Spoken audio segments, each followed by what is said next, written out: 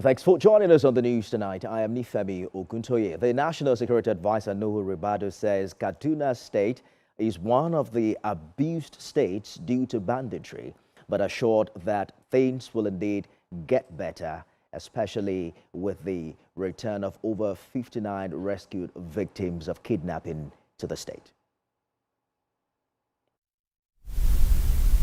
It's freedom at last for these victims of kidnapping. They were kidnapped in various locations in Kaduna and held in deplorable conditions for 4 months. But luck smiled on them following a recent joint security operation that resulted in their freedom. We believe it's a journey. Already a lot have taken place. We are restoring order. We are bringing justice. We are bringing back peace to our country. About 59 or so people today. Last week, another number like that. And thousands, and it's ongoing across the country.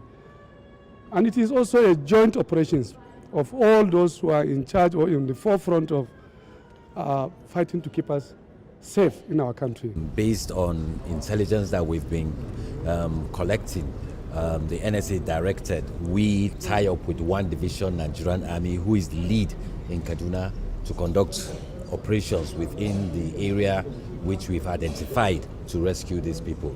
One division was the lead. A delegation of the Kaduna state government is elated to receive the kidnapped victims. These captives were rescued along Abuja-Kaduna way, specifically at Louisiana, and through the effort of the various security agencies.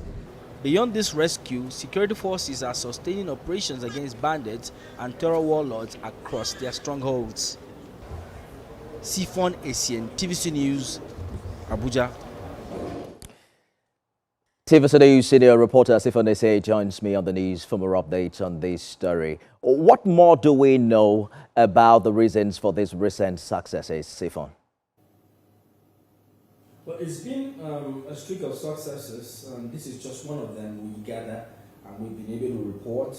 And the National Security Advisor has, assured Nigerians that security forces will sustain the offensive. In other words, taking the fight to the hideouts or the enclaves of these bandits or terror warlords, bringing lots of heat on them to ensure they release victims that they've held in captivity. Absolutely. I'm wondering what's happening with these rescued victims. Some of them must have gone through some harrowing experiences for the past 4 months. What more do you know about plans by government to rehabilitating them and resettling them appropriately? Now, even coming to this point where you had them, like in that report, in those clothes and looking somewhat clean and nourished, it's because we've been told that the federal government had to, sew those clothes for them, and they've gone through some medical checks.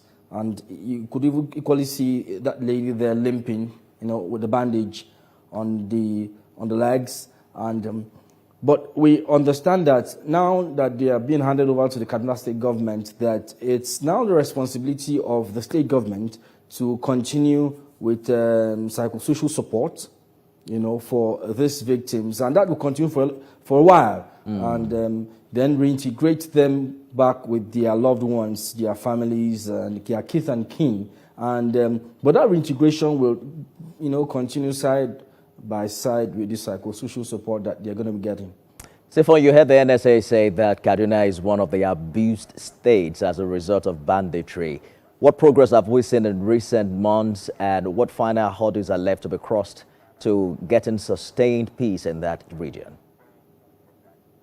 Well, we've seen some level of peace return to areas like Birnin Gwari, for instance. It was dreaded, and lots of terror activities or bandit activities, as the case may be.